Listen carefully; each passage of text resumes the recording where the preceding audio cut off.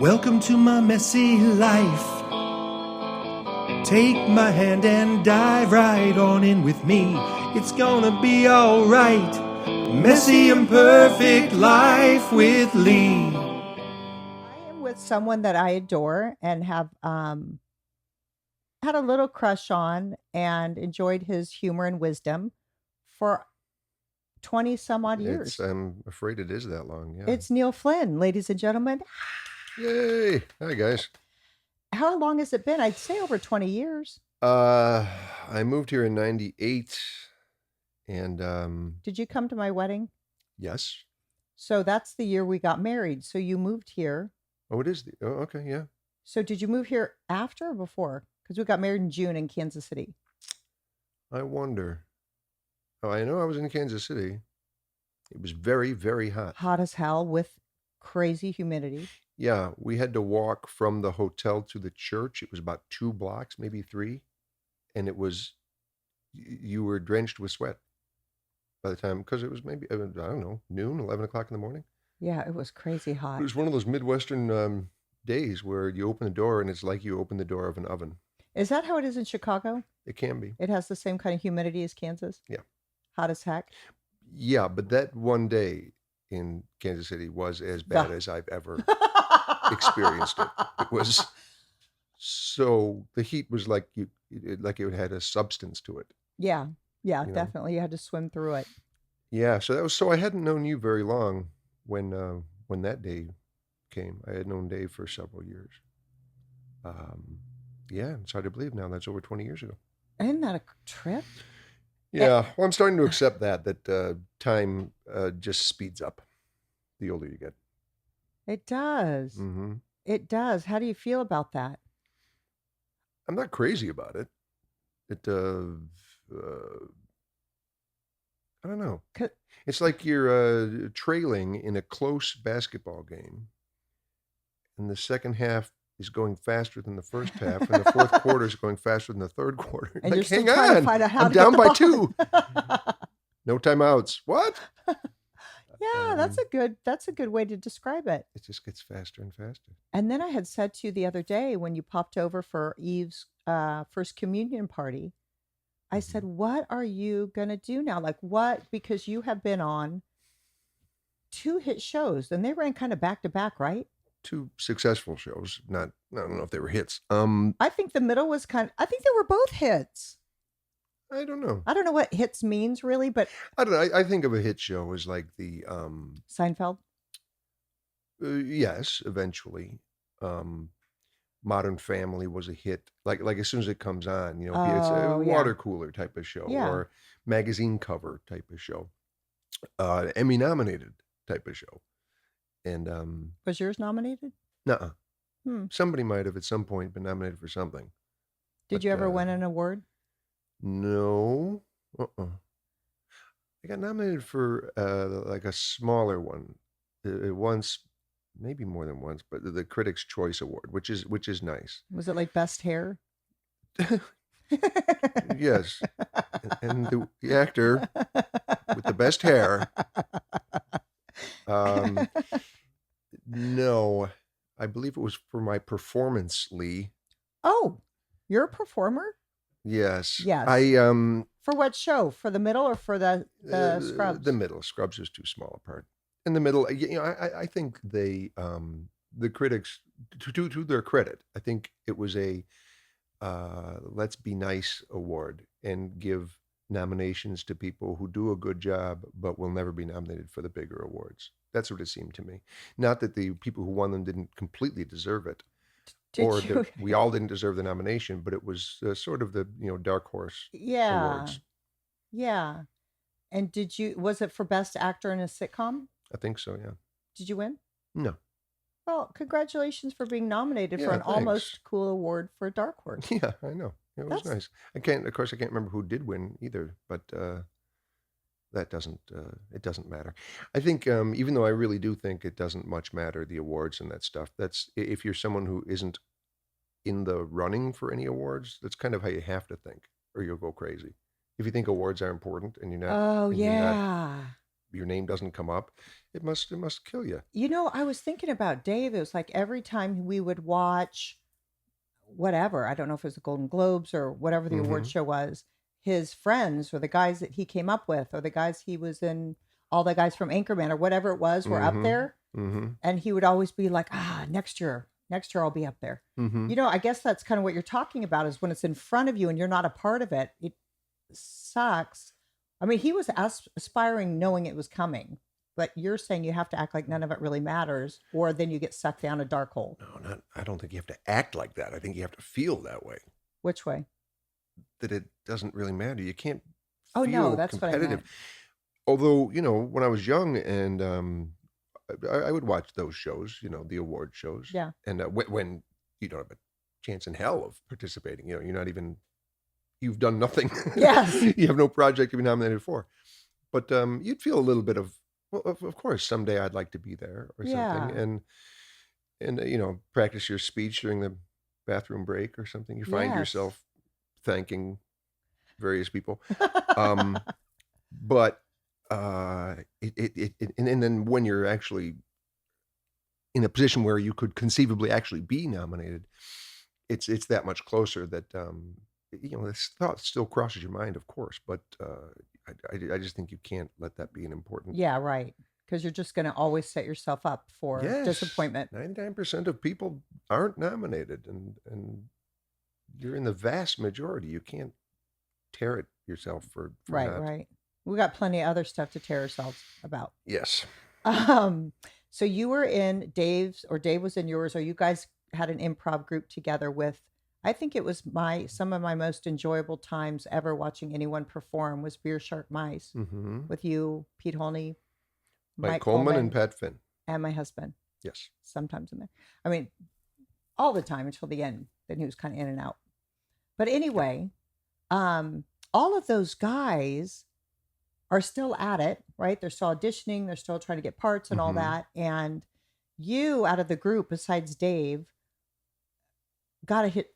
I keep using the word hit show, but I think if it runs for a while and you make some good money on it, it's a hit. Well, it's a success anyway. A successful show. So Scrubs stayed on for 8 years, and The Middle was on for 9 years. And you guys were used to just getting by with whatever you were doing and living in whatever apartment and showing up and having fun, or over evaluating Saturday night shows. I always thought Dave over evaluated, but I guess that's just in your craft or whatever. I don't know. I was always like, it was funny. And he's like, well, this didn't work in this. And I was like, dude, you got to step back. He thinks back. too much. He does think too much. Yeah. I was like, it was funny as hell. I was crying. That's the whole purpose that I cry. It's successful. Wow. Or I get to yell out the first thing, which I like to do. I like a little attention, even if I'm the audience. Wow. And then I would yell not out. much attention. The person who yells the suggestion. That was enough for me. I would be like, pig farm. And then the next week I'd say, Annie, the movie, or whatever. And then Pete Holney would go, we are open for a suggestion except from Leigh. Anybody else have anything? Wow. But then I felt good because I still got attention. Yes, your name was spoken. I just needed a little. Well, those times doing that show, which we did for, I don't know, 25 years? 15 years, I don't know, but it was very enjoyable. Did you? I'm sorry to interrupt you when you were just starting to reminisce about this lovely show. But were you guys together in Chicago and then you carried it here and called it something different, or you just regrouped? No, we were in Chicago.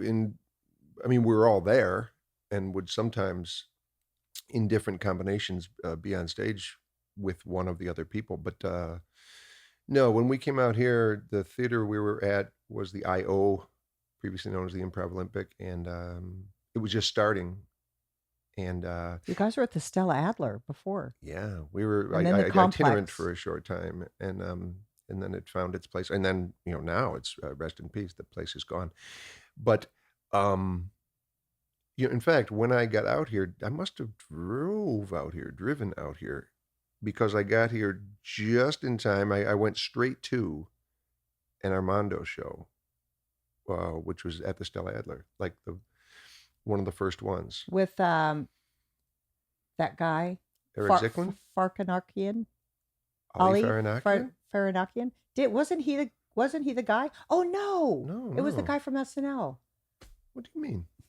Well, remember what are we talking about? Wait, there was a show called When something. we started out, all it was on Saturday nights we would do Armando. Armando. Yeah, And the guy who used to always be Armando was, that's how you Eric guys Zicklin. started it. No.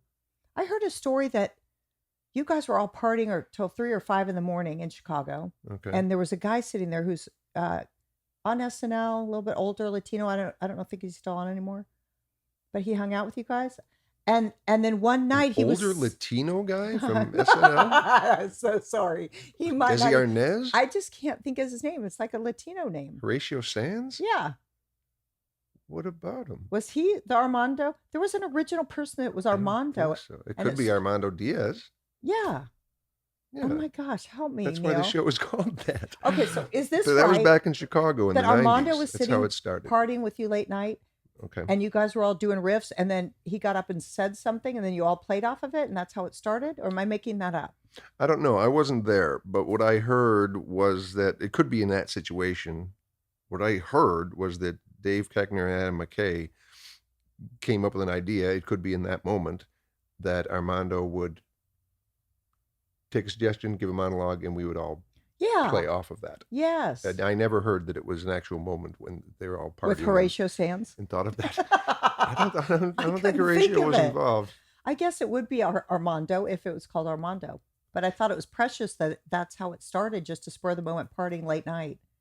And then they thought to bring it up on stage. Well, that could be. We used to do something for a short time called The Living Room was a form, and I believe it exists in one way or another out there still. But that was based on what was real, that we used to hang out at Sharna's house. Sharna owned the IO, and just goof around. And she said, "This should be a show." And so we dragged a couple couches onto the stage, and we would just talk till someone got an idea to do a I scene. love it. Yeah.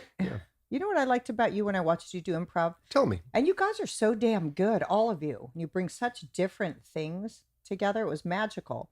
Mhm. But what I liked about you is you, no matter what anyone said, you always paused and were a bit perplexed. Like, that's an odd choice, Pete. And sometimes I think you would actually say that. You'd be like, Someone imitated me once, and that's what they did, basically. Like, heard someone say something, go, yes. and then accept it. Sometimes you'd thought, accept I it, think and then I do sometimes that. you would say to Pete, he'd swing at you, and you go, "Oh, that's an odd choice. You're swinging at me. I didn't know we were in a fight." Maybe, but I wasn't doing that as an improviser stepping outside of the scene and commenting on it. I would do that sort of thing as the But it made me laugh so character. hard. One time, well, here's I'll wrap this sort of confession inside a boast. I love confessions. Okay, wasn't that really a confession? I think most improvisers listen well. I think I listen well. And since you're saying things just shooting from the hip, there are times where it's not perfectly said. And I would tend to hear that and comment on it, which I think Pete Holney always didn't love because he often sometimes misspoke. We were on stage once. Yeah, well, like there's a time I can think of that he made an announcement. It was based on what was going on in the scene, but he came over like the loudspeaker and said, "Attention, please! Danger, danger! There are flying birds in the area. Mind your, heads or whatever." I said, "Hang on, flying birds?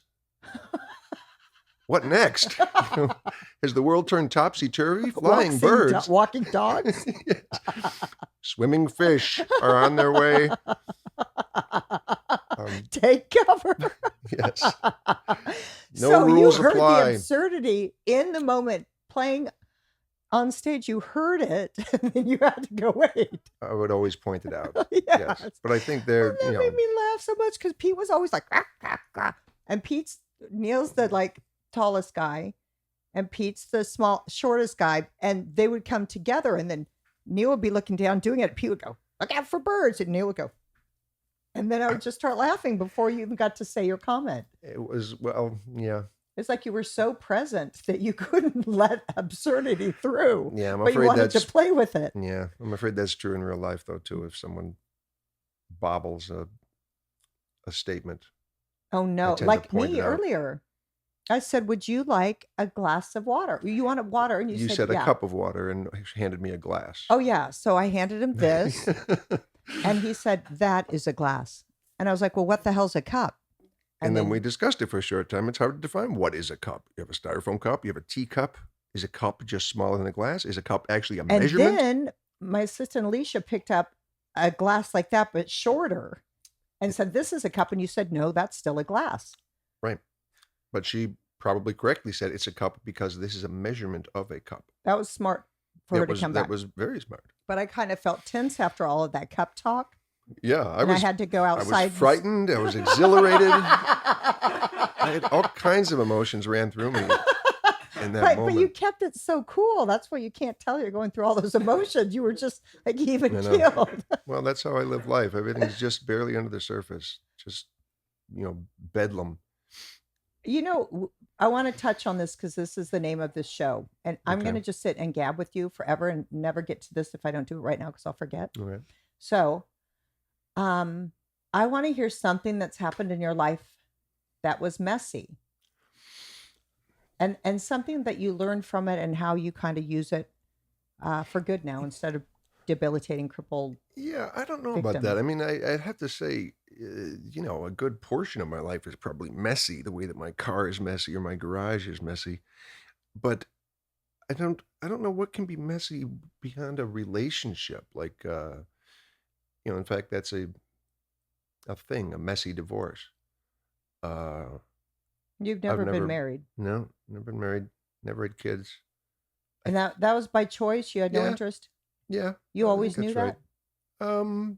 I didn't always know it, but I never had a desire to have children beyond that's what you're supposed to desire, You've had a No, it desire was to never have really for sex, me. I was but too not to but procreate. not to have it be a productive outing. And you are from a family of how many? 6 kids. Same as me. Because I always think if you come from 6, it's more likely you're going to have 6, but maybe it had the opposite effect on you. You Kind came of, from sick, you're like, hell no to all of it. Well, yeah, I think that's partly true. We had my parents were married for 50 plus years and had 6 kids, and none of those 6 kids have been married for 50 plus years. Most of the marriages didn't last, and a couple of us never got married at all, and some of us had no kids. Yeah. And so Yeah. I don't know if it. Were your parents happily married? Yeah. They were. So it wasn't like you saw modeled like a really fucked up relationship and you were like, Right. I'm not doing that. Yeah. No, they were all right. Yeah, they were all right, and they were, I don't know, happy with the number of kids they had and so on. But I don't know. I think I was too sort of something like self-centered to or self-interested to have children. And maybe for all I know, that's the reason I don't have a wife either.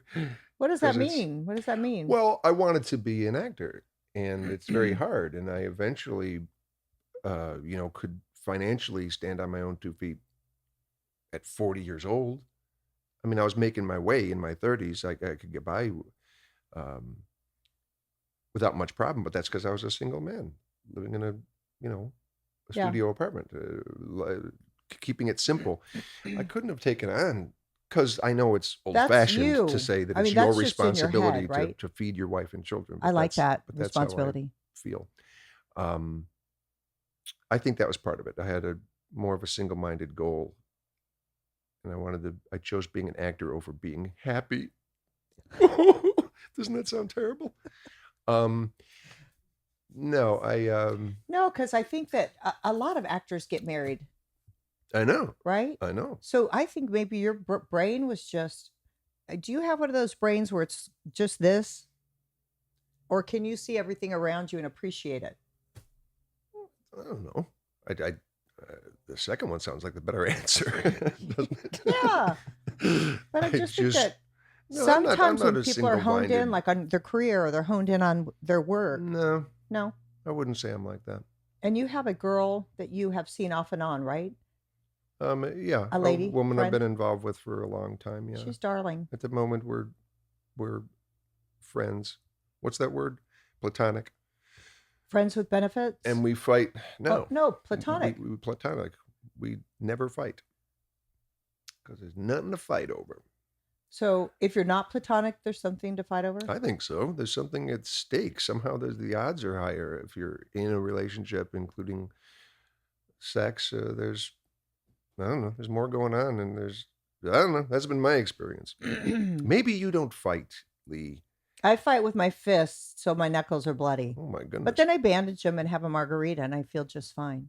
You sure you don't have the margarita before? Probably before and after. Begins. Before and after. Before and after, yeah. Yeah. I also mix in violence when I'm drinking. You do? It's hard to say. It's a chicken and egg thing.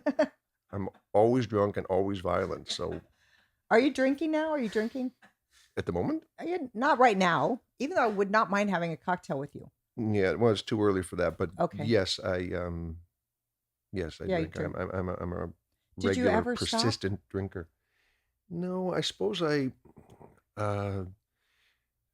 thought to here and there, times, yeah. And like go for a week or something. And my God, was it boring? Isn't it strange? Which is really not good news. No. I'm afraid that I drink to kill the boredom. You're like, I don't have sex because it's complicated. Try not drinking, but shit. Then what? Oh my God. Like you have to have some sort of It's not a good lesson to learn, or observation to make, or realization to have occurred to you. But because during the day I don't feel bored. It's not like, oh, I'm so bored, I can hardly wait till night so I can drink and kill the boredom. Because you've been working. How long did the middle run? 9 years. 9 years.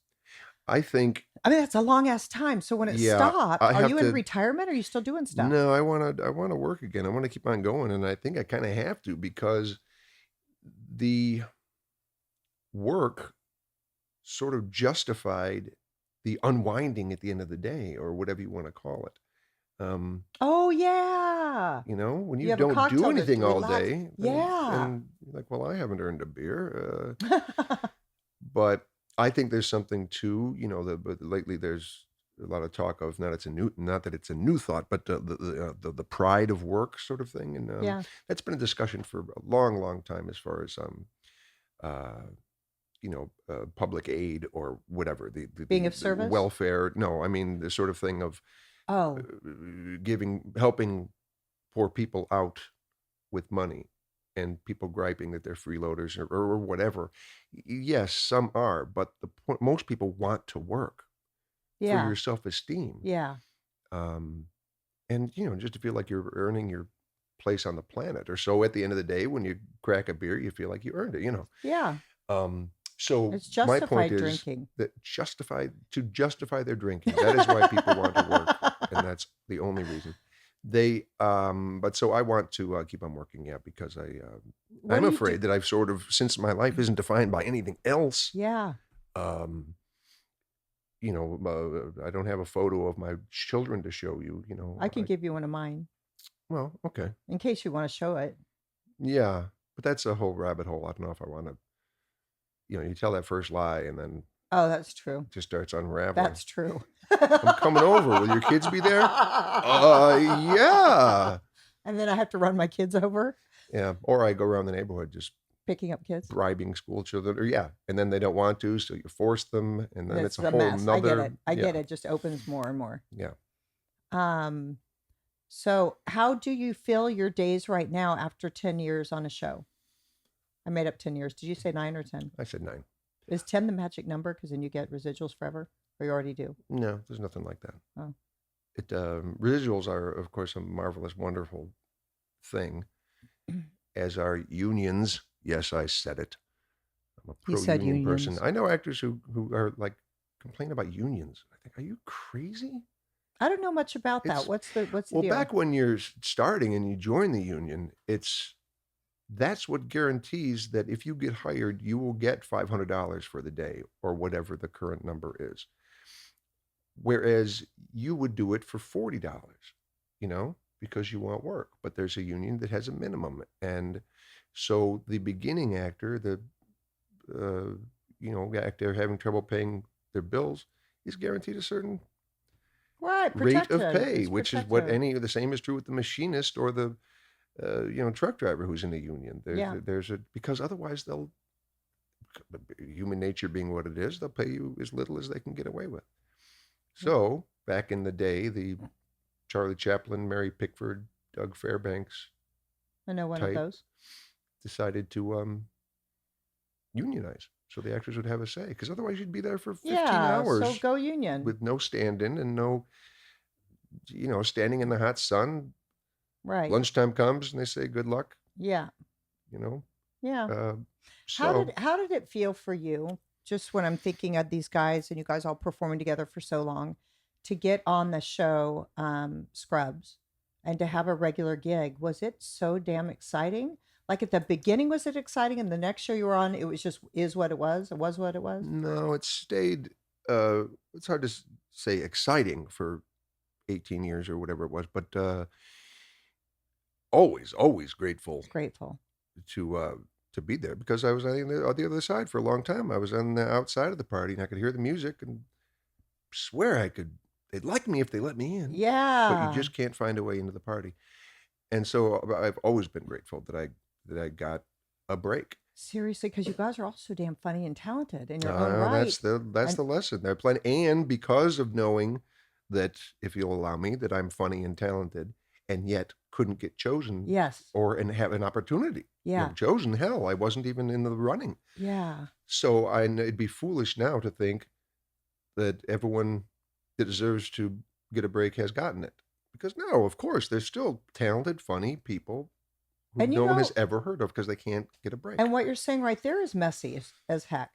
What? Is trying to be in this and showing up every day and staying positive and staying on your game and staying hopeful. And, you keep showing up in rejection and you're watching everyone else's games explode and careers explode. And yeah, because you guys came from a talented pool of Chicago and SNL and a lot of very talented people. Yeah, I think that I was just reading today that someone said that part of the battle is the war of attrition. That is just who can stick around the longest dealing with the rejection or the lack of opportunity and so on. And because other people, for their own probably practical, feasibility, it's probably the right decision to try something else or move on. Or others. Marla and Jeff. Mm-hmm. What's Jeff's last name? I can't think right now. Garland. Thank you very much. It was not coming to me. But Jeff Garland, I guess, was packing up to move back to Chicago with his family. Really? Before he got. Sometimes I make things up a little bit if I can't remember them correctly, but it was something like this. Jeff might have made that one up too. That's a pretty good story. But I heard that. I was on the side of the road with my thumb out when I felt my phone vibrate. But they were moving back. I think Marla confirmed it. They were moving back to Chicago. He was going to work at his dad's furniture store or something. And what? Does his dad have a furniture store? Or am I really making all this up? That's not what I'm doubting. I'm not. He's a comedian. Wait, before he wanted to be an actor, and he said he's going to go back and work at his dad's furniture store. Well, he didn't make it. They didn't have any money. He didn't get paid. If he was 24 or something, I believe that. No, it was until he got on Curb Your Enthusiasm. Yeah. Well, okay. I know Jeff. I like him. Hi, Jeff. You'll never hear this, but I'm not buying what does that mean? that. You'll never hear it. Just for that, I'm tagging him. Oh, he's okay. He's. I'm just building my audience, Neil. I know. You're helping me build my audience. Thank you. You're welcome.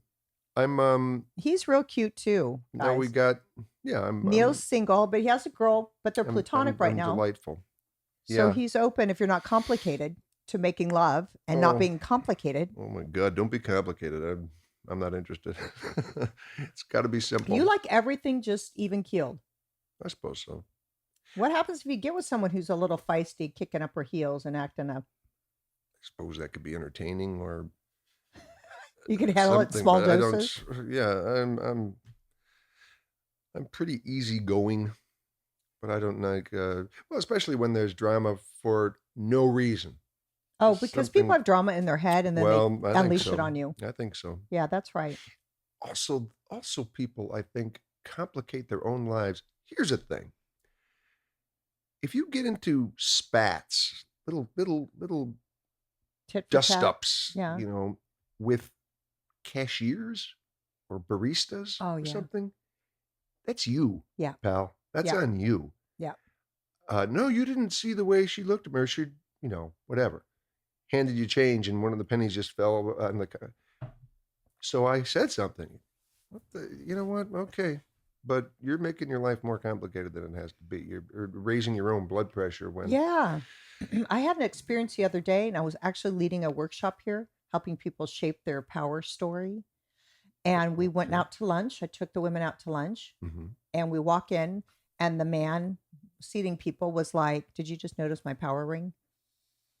No, but congratulations on that. You did glance over at this area.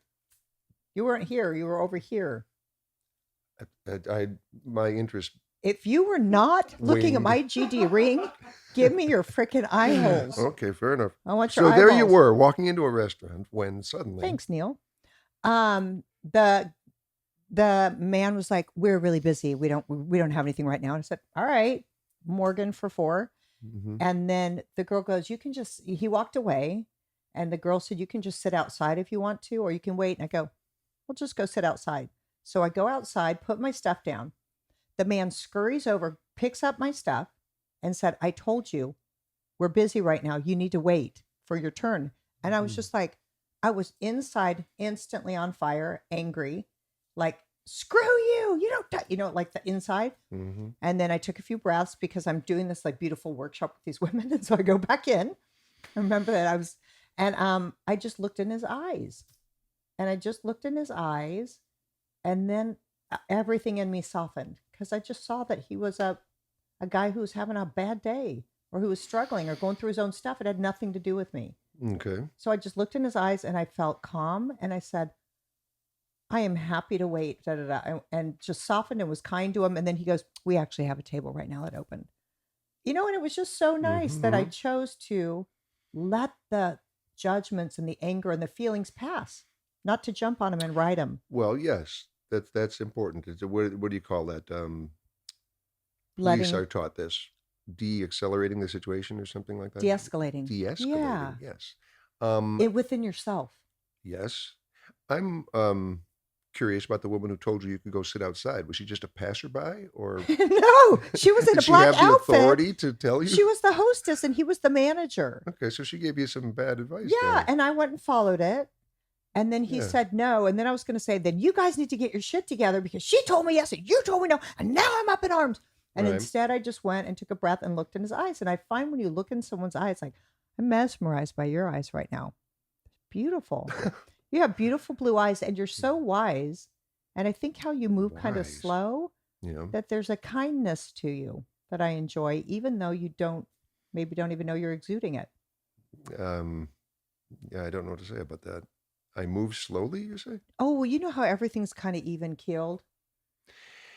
Yeah.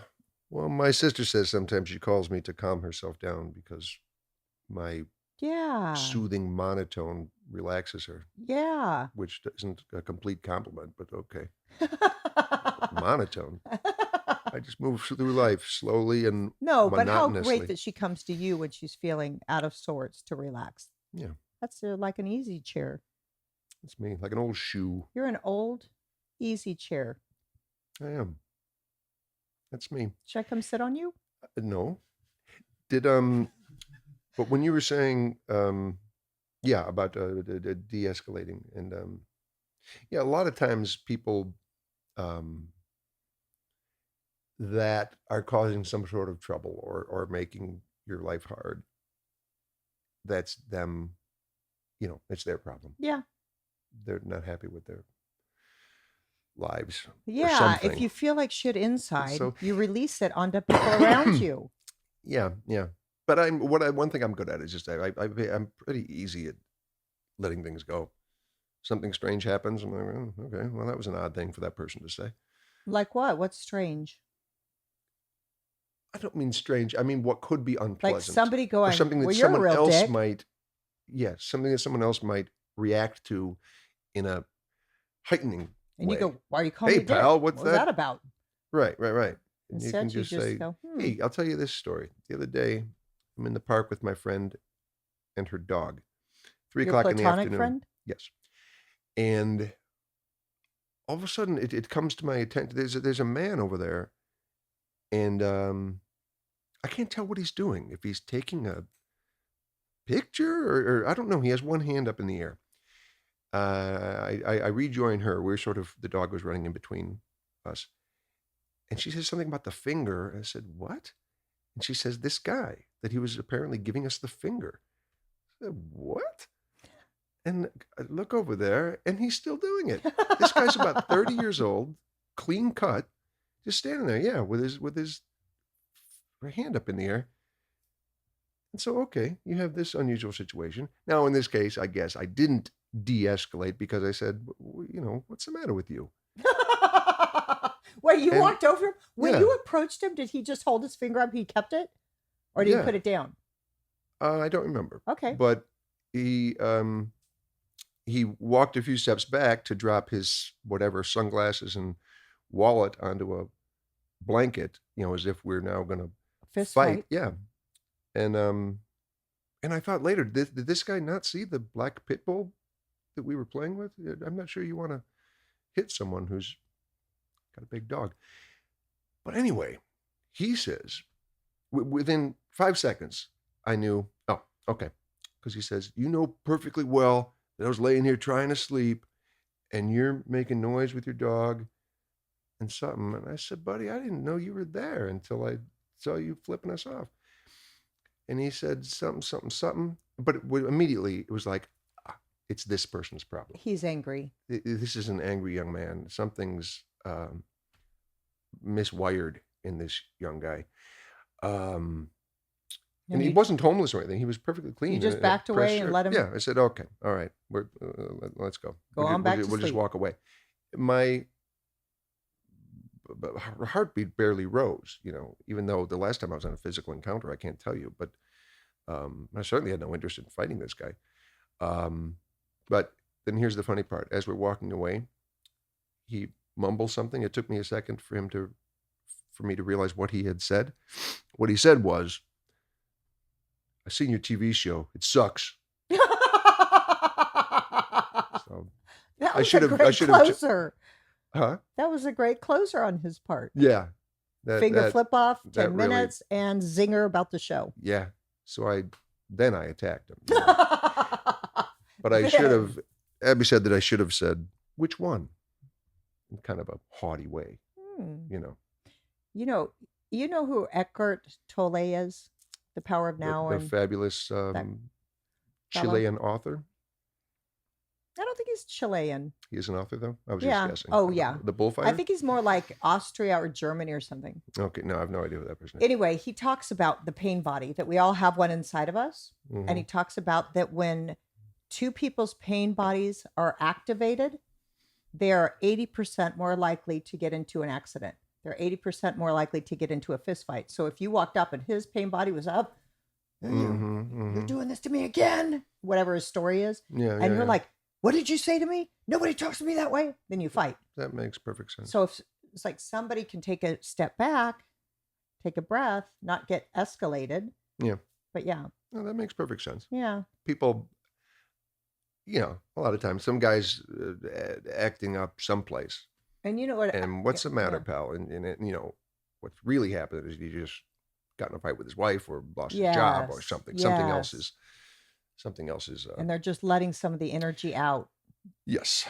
I Yeah. remember in college there was some course that I just remember a few things about it, but I thought it was interesting that if someone hurts you, like in a relationship, say, or really it could be in any way, what you are most likely to do immediately or shortly thereafter is not protect somebody else or keep them, that hurt me, so I will never hurt another because I know the pain. Retaliate. You're more likely to hurt somebody else. Pass it on, sort of thing. Yeah. That's what it's like living, sleepwalking, not being awake, not being aware of your body and how you feel and what's going on with it. You're just ping-ponging, Yeah. passing on. Yeah. Mm-hmm. Did I successfully get away from this question about messiness? Or No. are you satisfied with that? No, I want mess. I want to hear something messy. Like, a lot of people's mess came from their childhood, that there was something that happened in their childhood. Mm-hmm. Like for me, my mom was locked behind the door and I created the thought, I'm not worthy. And I lived that thought and I saw the world as I didn't matter. So I acted out and didn't give a shit. Oh boy, yeah. So there's something that gets implanted when we're little. I don't matter. I'm not enough. I'm not good enough. I don't. hmm And then that actually plays out in adulthood unless you can identify it and pull it out and quit living by it. Yeah, yeah. And, I, and that's I, what I think about you right now as we're talking about this is that you are alone. You know what I'm saying? You are alone. what? Well, but there could be something that Never thought of it formed that way.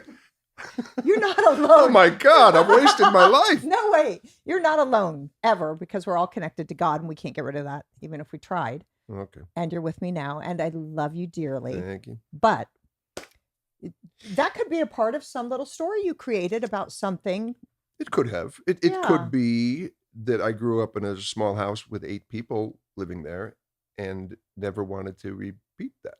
I live in a big house by myself. Yeah. Maybe there's some motivation there. Or that you didn't feel seen or heard because there was so much going on all the time. Yeah, well, it's possible that someone in that house felt that way. I didn't. I had, like your thing. I'm sorry to hear that, and it's probably more common than we'd like to think that that was your mom's problem. Yeah. Obviously, it ruined her But life. but my little But it brain didn't know affected. how I know, to of course, make it affected sense of it. her problem affected other people, and they took it and blamed themselves. Uh, it's possible that someone in my house growing up has some sort of feeling like that they weren't seen or heard enough. And I wasn't the hero of the family or anything, although I was the oldest son, and supposedly that's a position of privilege. But I had a strange confidence, even though completely aware of my weaknesses and Sure. all this stuff. I had a strange confidence that I was fine. I never had that Oh, sort I of like that. I'm not good enough or something. I always thought, And if someone, I don't know, tried to put me down or something, if it wasn't true, I think, well, that's not true. I'm not going to feel bad about that. Well, that's pretty amazing to have that discernment when you're young, when I things affect us suppose so I'm not much. sure. I'm not even sure that's 100% true, but I just think Yeah. it's. I mean, you doubt yourself and are afraid that I don't know, afraid of things. This boy might beat you up, or this girl won't like you back, or that sort of thing. Of course, that all happens. But I always felt like, sort of in the long run, I was going to be fine. But fine or be fine. Like just getting by kind of thing. Well, I never thought about, until I decided to be an actor and wondered about how do you earn a living. I never projected my career path. Yeah, sure. No idea. But here's something that okay, I can say messy about this. Here's where it comes in, and it's kind of sounds like I'm bragging, but I'm kind of not. I'm just saying what's true, and it's also when I hit puberty, it hit me like a ton of bricks. It came late, which isn't good for confidence and stuff. I was the last Like kid in the 10th shower grade with or body hair. Yeah, 11th grade, 10th, 11th grade, yeah, that's late. and it is late. And suddenly I grew a foot and got terrible acne, and it lasted years. And that will harm your self-esteem a little bit, Yeah. I mean, that's a rough thing to go through, especially when it's for years and years into college and, even beyond. And not horrible in college and beyond, but just bad, a Yeah. constant struggle. Yeah. So here's the thing I'm talking about, confidence. Where did I get off still thinking, well, although I wasn't thinking I was going to be an actor then, even though I was in plays and stuff in college, but it didn't affect my long-term outlook, Yeah. I didn't think, This is going to cripple me from being on stage. yeah, No. I mean, I don't know, I'm glad that I remained a confident and social person, but I look back a little now and think, where did that confidence come from? You look terrible. What were you And thinking? what was I thinking? Yeah. But so my mess was, oh, well, here's the other side. You say a messy thing that you come out the other side somehow better Yeah, for it. what that you learned from, and now it's like fueling you Well, I in think a good way. in that case, what I learned from is you go formative years, knowing that, not that you should be, hidden from public view, but you're not a great individual to look at. And that keeps you humble, you know? So if you got a little Um, bit of ugly, you got a little bit of humble. I think so. I think so. And so you Because I don't. think you can have a really beautiful earth suit and a great Oh, complexion, good God. but the shit that Slip in you more mumbo jumbo. oh dude, Pain that's body and earth suit. well, Pain Body's Eckhart Tolle's earth suit is mine. I think that our souls are temporarily housed in these earth suits, Well, and we you're have not them alone for there. I think a lot of people short think that. time. Yes. Wear them well. Do whatever the hell you want in them. Experience all that you can. That's how I Okay. feel. Anyway. Yeah. All right. Well, it's a strange thing that there's a great variety of what kind of earth suit is dealt to you. Yeah. You know, Yeah. some people, whether it's I think all of it is part of your learning. Whatever you're supposed to go through, you get an earth suit that supports it. bullshit. Don't you ever I don't go for that call sort of stuff bullshit. at all. Why? The eternal all-knowing being knew what would be good for me, so he gave me, Well, what I was about born if with no feet. what about if you're up there and you're a bright star in your galaxy and God says, bright star 4727210, come here. I want to say Neil, but you haven't gotten your earth suit yet, so you Right. wouldn't be named that. Right. It's your turn to go down and experience your consciousness, to experience humanity, Okay. to expand your consciousness. Okay. And you say, all right, who am I getting? What body am I going in? And they're like, you're going into Neil. And oh my gosh, all right, got a big family. And I think that we come here pre-programmed and we have everything inside of us that we need if we can do the work to uncover it and move forward powerfully with it. So we come as bright lights and little baby bodies. Mhm. And then we start getting paper mache over that light with our family, our friends, teachers, all that kind of stuff. And then all of a sudden we're adults and we're like, why the hell am I here? What is this all about? And then you're like, oh, wait, I hear I'm something. a bright light. I'm a bright light. Yeah. Well, I appreciate looking at life that way. If you begin it with, think of it this way. Think of it this Not, way. here's a fact. This You is were a a temporary star. earth suit. And then you were a star sent down And you're in my galaxy, I somewhere think. in. You think we knew each other in Yes. Planet Twilo? I think the people we're interacting with are all who we came down to play with, and we're going back. It's like a big improv show, baby. No. That's like people saying they found their soulmate or something. What are the odds that so many people found the only person on the earth that they were meant for? Well, I have to say, No such thing. You've soulmate? met someone that you get along with Yes. really well. Or if you're there are spiritual, 10,000 others that you would have also. and they might come too. Yeah, What? I don't think it's for one person. It's when you connect with someone. Like Yeah. I'm gonna But soul people gaze talking with like, you in a minute. we were meant for each other. It's you and I, okay, you got lucky. You met someone that you get along with very well and love. Good. Wonderful. Yeah, and it's I could not have the one person I could you were have a meant soul with a woman, a soulmate. for. Not Okay, that sure. she's gonna be my lover, but that we see each other in a really cool way, and we get each other and all that. That makes, I think that's called a friend. Okay, well, I'm gonna throw soul friend. Now, I Fair would enough. like to do something with you right now, Okay.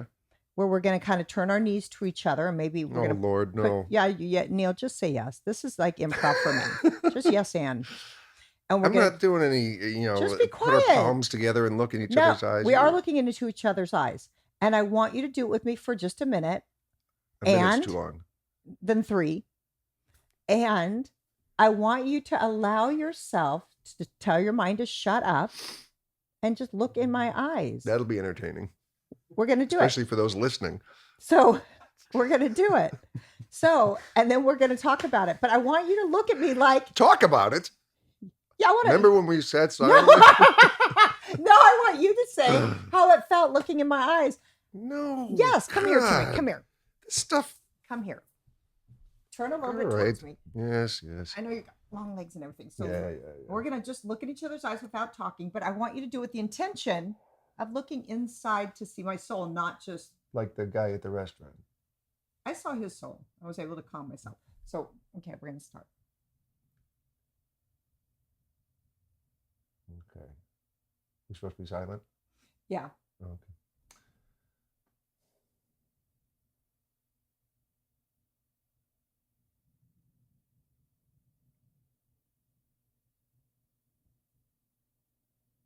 I switched eyes. Did you notice? Yeah. I kind of want. I was looking at the I right. was holding one the whole time, but you were kind of popping back and forth. Yeah. So even that little, it wasn't even a minute. Someone told me if you stare at the bridge of someone's nose, they can't tell you're looking at. Right, stare at my bridge. I am. Does it seem like I'm looking at your eyes? No, it looks like you're looking at my eyebrows. Oh. It looks like you're looking kind of like up. Well, you look here. Okay.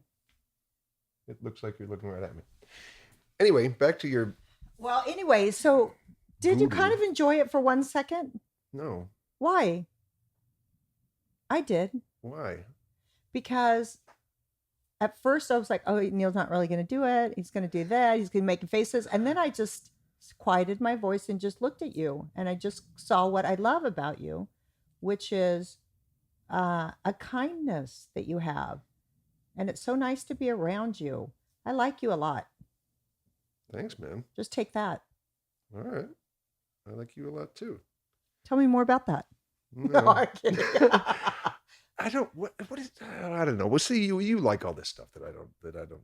I know. Go That's for it. remember when you came over the other day. This is what Yeah, I was I going to say know. earlier. And he was You told me I here. should make a dream board. I didn't tell you. I wanted you to take my workshop because when you roll your eyes, but you know what? When you try new things, Yeah. sometimes something magical can come from it. Okay. Just to allow yourself don't to know about magical. experience it. Magical is fantastic.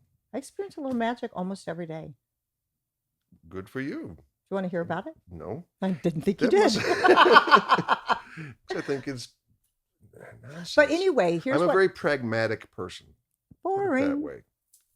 Yeah. Well, it can be boring, I suppose. So maybe just open your freaking But mind a tiny no, bit not for something to new. nonsense, though. What's nonsense unless you try it? I once had an agent say, like, we're going to sign a contract for something, and this is back when I got very few contracts, so I don't know what it was for, probably a commercial or something. Okay, we'll sign this, but not until Monday because Mercury's in retrograde. Oh, I see. Like, okay. Well, no, I don't and do I'm that. going to be done with you as soon as possible. I don't do that. Because you base your decisions on bullshit. Right. You want cold hard facts. But Not cold hard facts, just what's real. what's real, like love, feeling love for you is real, but we can't see it, but I feel it. Mm-hmm. And that we're breathing this kick-ass air keeping us alive, but it can't see it. It's like sometimes there's things you can't see that aren't tangible, but they're the most powerful things available to us. Speaking of air, yesterday Trump said when he was in England that we have the cleanest air on earth and that our water is crystal clear. All right. How'd you feel about that? Of course, he also in the past has said that the air and water has never been better. So I'm Really? taking it. Are In you the a history of the earth, the air and the water are better now. Okay. He does make some big blanket statements Yeah. quite often. Yeah. We don't want to head over there. No, though, I don't normally but, talk politics because I am a big believer in follow what is meaningful for you. And if you don't like something, do something to counteract it in a positive way. Instead of okay. gossiping, wringing your hands, getting angry, feeding the energy of all of that. Mhm. I'm like, no, thank you. I'm not interested. Right. Be the change you want to see. That's damn right. Mhm. In this earth suit. I'm all right with that. Did you just kind of giggle and then it made you burp? Yeah, I'm not sure the giggle had much to do with it. But It was just kind of rising up slowly. to my horror, I was told recently, was that sort of pointed out to me that I was burping with some regularity, and that the person next to me could smell it. Oh, that's effed up. Yeah, You must have that's- had that's broccoli like, or oh, cauliflower. Sorry about that. I don't know. Cauliflower doesn't even smell, does it? Oh, hell yeah. You burp cauliflower? Really? Oh, yeah. I don't know. It smells like a fart out of your mouth. Oh boy. I think broccoli too. I don't know. Broccoli's that's with pea, right? Sometimes pea smells like broccoli. No, pea is the asparagus. Asparagus. I always say to my kids, I mix them seriously, up. just bite it so you can smell your pea later. It's so cool. It's really fun. And it will actually come out smelling bad right after you take one bite. It won't have to wait an hour to ferment in your stomach. I don't eat enough vegetables, but I'm not going to change. So what I'm seeing with you is a pattern of this is this. And I'm not particularly overly whelmed. overwhelmingly happy with it. I'm not over the moon with it, but I don't want to expand a little bit sideways. That's probably true. Old Man River, my old man. No, that just is like, My Old Man River? I don't know. See, oh wait, I forgot you like show tunes. Let's do one. But you know, well, I'm not going to sing. If Why? That's what you mean. Why I would looked you into your hold eyes. That's. Why would all you for hold your today. gifts back? I don't know. He has a nice voice, and he can do this I really can fast carry when a he's tune. standing. What? I've never done that in my life. I'm a show tune guy. Show tune Show-tune guy. Gotta move. He's got to dance, pizzazz and pop. It's Neil Flynn, the show tunes guy. I know show tunes, but it stopped at a certain point. Like anything after 1980 or something. I don't. So know. what was like the last one? Was that? Oh. Well, they made a show out of Green Day's American Idiot, and I know that, but only because I knew the record, not the. Did you always not the cast album? Were you in musicals and stuff growing up? I was in, a couple of them in high school, but I couldn't sing, and so you couldn't have the star role. Right? No, I did not deserve a starring role. But that was one of the first things I did. We did Godspell, like in between my freshman and sophomore year of high school. What's your favorite? Favorite musical? Yeah. Oh, I like Camelot a lot. Is there a song from Camelot you like? Yes. What is it? A lot of them. They're all good. Well, I'm not familiar. I would have to think. I know there's one I'm not thinking of that I would say is my favorite. I want to hear you sing. No. Yeah, we have 5 minutes, Neil. Give the people a gift. Either show your belly button, soft kiss me on the mouth, or sing your favorite show tune. No. Crossing my fingers for number 2. The only thing I'd rather not do than sing is dance. That's been no, it hasn't. What do I care? I never wanted to dance.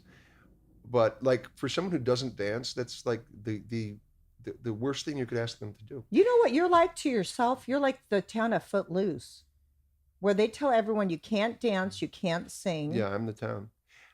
I sing. You're your own Footloose. I've done karaoke. I just don't want to sing right now. I don't want to. Unaccompanied? There's not, unless you have. Well, we can do a cappella. I can sing something like "Don't Go Breaking My Heart." Or you want acapella is still unaccompanied, just with a fancier name. A whole new world. Oh my God, Aladdin! I'll sing anything from Aladdin. That's all I know, though. To be. It's terrible. I'll come anywhere. It's crystal clear. You know, people like dancing is for someone who doesn't dance, and therefore, if you don't dance, you just get worse and worse. Well, wait, can't you just like step touch? Yes. Well, yes, I did, and do it. Do something. Junior high or something. But here's the thing. What? I didn't like dancing when I was 5'1" at the 8th grade dance. You know, I still would only do the slow dances because that you could fake. But then when you grow to be a man of 6'6", yeah, 6'5", if you're bigger 6'6" than most people, boots. you don't want to do something that, you're the most conspicuous person on the dance floor. Always. So you never like to attract too much attention? No, I suppose play it safe. At some point, maybe in my life, I would have. But here's something that I think is true for me, at least. When you achieve enough in what you're trying to do, like for me, there's the TV stuff. It doesn't make me a star or anything, but that's enough. You got your house. I got enough that I have nothing to complain about. How many bedrooms is your house? 7. Where is it? Is it close by here? Is it in the valley? It's not your concern where my house Where is it? Just tell me, is it in the valley? It has 3 bedrooms, not 7. Is it in the valley? Yeah. Okay, I'm going to come to it. And I'm going to bring magazines and poster boards. We're going to put on show tunes. We're going to make a freaking vision board. Pictures out of magazines. Oh, you're going to have a heyday. And you're going to allow yourself a new experience. Why don't I just buy that book? Was it called The Way? No, we're going to do this together. Tapes or something? Neil, quit trying to block me out. Accept this. I'm not doing this. Yes, I'm coming over. I'm bringing magazines. We'll pour a philosophy. glass of scotch or some wine. You don't have to do anything except put some pictures on a paper, on a poster board, a thick one that kind of stands up by itself. We're going to do that. Get some glitter. I'm going to put on, glitter's a little messy, but you can put it on if you want. And we're going to put on music, and we're going to freestyle dance it just a little bit. And you step, touch, or do whatever you do in your quiet, safe way. And I'll probably do more kind of big body movements. Okay. And then we're going to have a very creative. And I cut out a picture of a convertible, a red convertible, and a sunset, and the Leaning Tower of Pisa. Is there anything that you would like to do in this second half of your life? Is there any place you'd like to go? Anything you'd like to feel? Anything you'd like to experience? Or no? Here's the problem with being me. The answer is not really. Well, I'm going to allow you a new thought. I'm going to allow you to creak open your this door a tiny bit for something new. Okay. Yeah. Will you be open to that? No, not if it means I have to do something. You don't have to do a thing except pour a cocktail, sit at your freaking big ass table in your big ass house. Cut out pictures in a magazine. And then I'm going to come over and bring a little party. Board like we're in 7th grade. Then just say, yes, Leigh, I welcome you coming to visit me. Say it. Nope. Okay. No. Here's the thing. Do you welcome me coming to visit you if I have nothing and just come to say hi? Maybe. Okay. Then that's going to happen. All right. I don't need to bring a freaking poster board to bring my magic. Right. That's right. You know why? Because you're good enough. You don't need poster boards and music. Thank you, Neil. And glitter. That's what I was trying to teach you. I'm good enough. I got the message. You are good enough. I enjoyed seeing In Your Soul today. Enjoyed touching your earth suit temporarily. Mm-hmm. And I look forward to bringing magic into your home, if even over a glass of bourbon for an hour. Is that what you drink, bourbon? No, unless Jack Daniels is bourbon. What's Jack Daniels? Whiskey? It's whiskey. Well, we'll have a glass of the whiskey, 14 beers, and I'll bring some magic.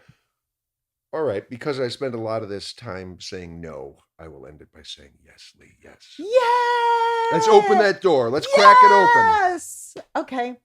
All right. I want to hug you now. All right. On camera? Yes, on camera. And then the ladies can see your tush. It's cute, Neil. They can't see our tush. Wait, let them stand up. Hello. I'm happy you're here. I'm much taller than you. Yeah, and I have on high heels. Well, you do. I got dressed up for you a little bit. Okay. Did you like it? Yeah, very much.